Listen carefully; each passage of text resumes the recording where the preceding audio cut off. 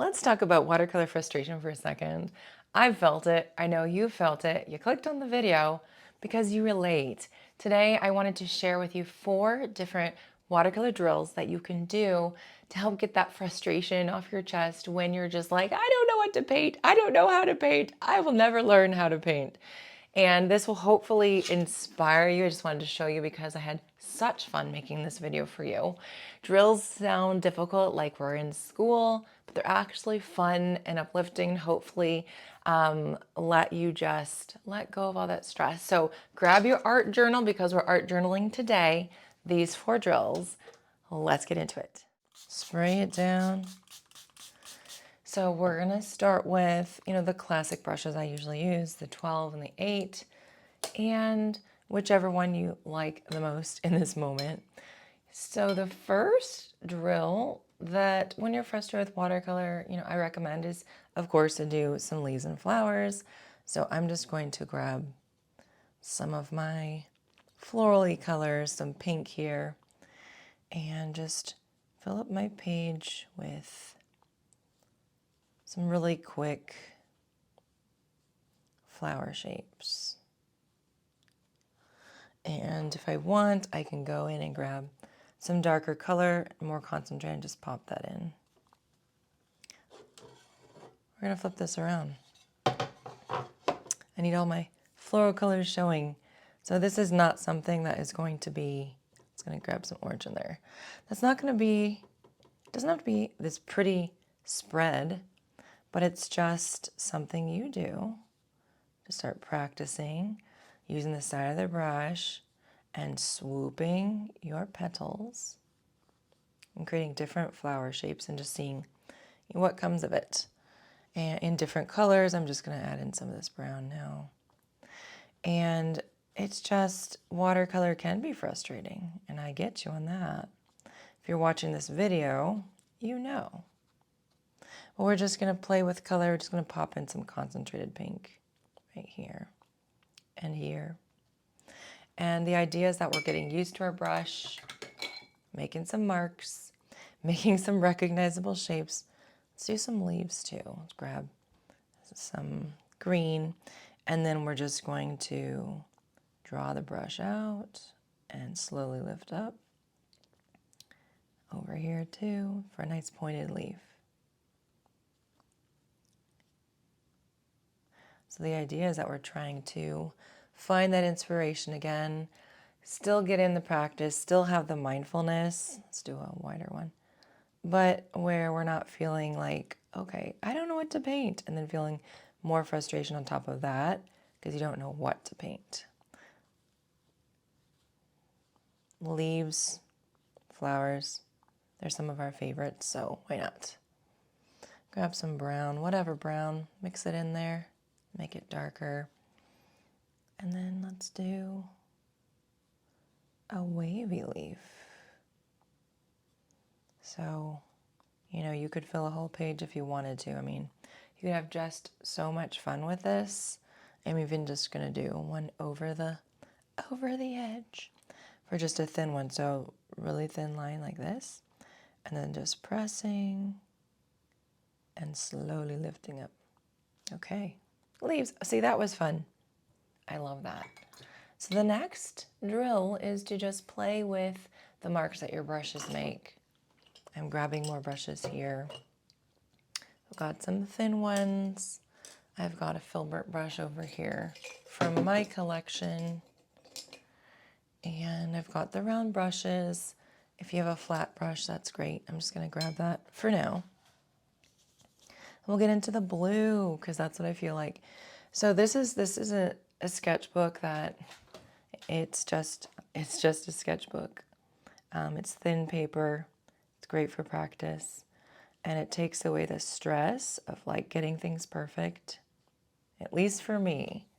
So we're gonna use the side of the brush. We're gonna go vertically, horizontally. We're just gonna make marks and see what this brush can do. I'm gonna go this way. We can do this little thing I like to do, just dabbing. Adding in some pink, We can go diagonally both ways. This is helping with our muscle memory as well. Of course, I've got my round.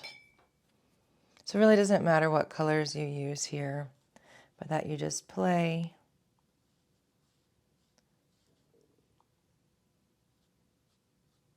And that you don't overthink the process. So just some lines this way. I'm going to press and make a really thick line. Another color is good. You can do my circles.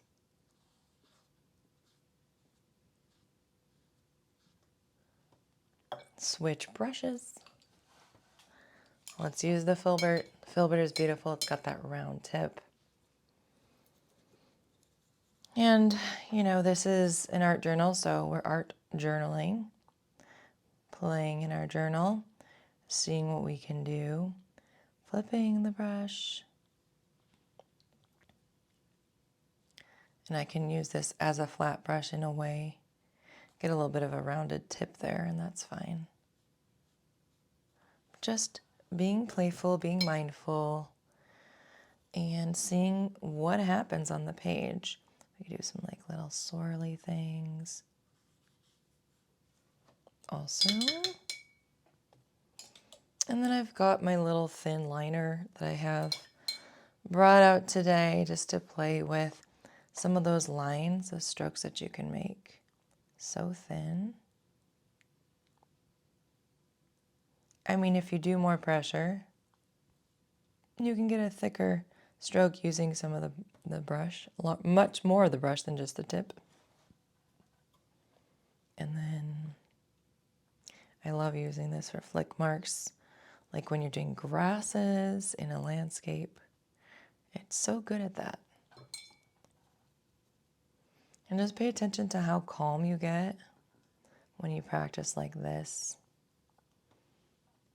Or maybe it stresses you out. Keep going. Maybe it'll calm you later. And then my last brush I have here is the number 8. I grab some yellow. And, you know, again, we can kind of do those circles that we did before. Just to get that muscle memory, go the opposite way. Up and down. We can do these just dabbing marks for texture. So you're not only, you know, doing muscle memory, but of course you're playing with the types of marks that you can get when you're using each brush. And I love going diagonally.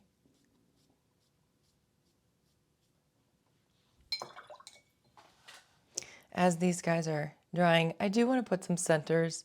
I don't want to leave them unfinished. So I am grabbing some navy here and just dabbing. Seeing what happens. I know some of it will spread, like that one's spreading a lot because there's a puddle. And this one's a little more dry, so it won't spread as much. Any of the spreads is fine. It's okay. So then the next type of drill, the third thing I would do when I'm frustrated with watercolor is to start swatching paint. Oh, I love swatching paint. Because we have a smaller surface, I'm going to use a smaller brush. So I'm just going to start with my reds, my warm colors. And I love to use circles. Don't move. All right. So you can go like that, and then you can, you know, clean your brush, dab it a little bit, and then you can kind of go and just grab that paint and just start to see the variations of values here. That's one way to swatch. You don't have to do that with all of them. I'm going to grab some orange. I actually like the circles a lot. Whoops. But we'll do some circles and also I'll do this, leaving a little highlight. All right, clean brush, dab it a little bit, and then draw out some of that color and just let it spread.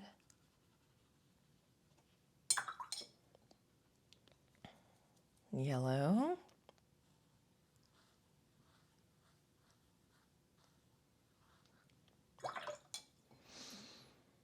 And how about some yellow ochre?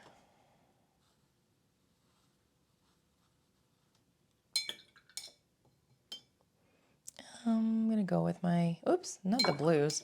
Green, let's go with green. It doesn't really matter, friends. I just had a little bit of a control moment there. These don't have to be perfect circles. I know some of you will be annoyed that I didn't fill that in all the way. In my head, it's a little highlight. Yep. And then we've got our emerald green over here. So swatching is beautiful because then you can see all the colors that you have. If you do it this way, you can see the different values. But if you do it this way, you can see the darkest value you can have with your paints. And that's very helpful as you're, depending on what types of paintings you do, as you're getting to know your palette, your colors moving forward. I've got this like periwinkle, but it's got some other color in the brush, so we'll see how much it shows up. I know this one contains some white because it is pretty chalky and it's opaque, but I really like how it looks. So that would be the swatching part. And then the last drill, number 4, is simple color mixing. So this is how I do it. I would start with maybe a pink, and I put it in my puddle, and I put down the color. And then I say, we're going to change up the color a little bit. We're just going to go down the row. So I'm going to grab some orange, and I'm going to put that in there. And then I might grab some red, and I just pop that into the puddle. Okay. And then some purple.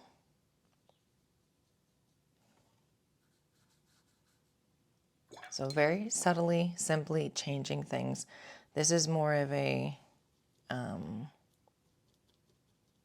it's a different purple, let's just say. So that's more of this color, and that's okay. We'll leave that there. And then if we want to try it with our greens, we would start with the original green that's there. It's kind of an olive green. And then I can add in some blue. Come on, blue. So this is the way I like to color mix. It's unassuming. Let's add some brown. It gets us to those color shifts without having to overthink. And if you're going to be doing art journaling like me, let's add in some purple for some reason. If you're doing art journaling like me, I think we're not really green anymore, but that's okay. Then you're not going to worry so much about the specific colors, what they look like. You're just going to play with whatever you have. You put down color, you put down mixed media, you just have fun with it. So friends, this would be my recommendation, the 4 drills when you're frustrated with watercolor. And I thought this was really fun. Do it on practice paper, do it on some watercolor paper, see the differences, but just find some calm as you do it. All right, my lovely friends, I am excited about my free class coming up. So click the link down below. I try to have weekly classes when I can, when I'm not on vacation or taking a break. So sign up for that.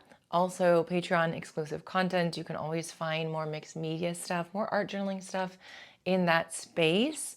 Different levels. My mindfulness mail is coming out this week. I'm shipping it out to you guys. So click on the link to learn about that if you want some mail, a letter, bookmark, stickers, reminders to be mindful and how to practice that. And lastly, for Scotland, I just have 1 room left, whether it's for 1 single person or if you want to bring a friend. So we are leaving in August. It is last minute, but sometimes those last minute decisions are the best.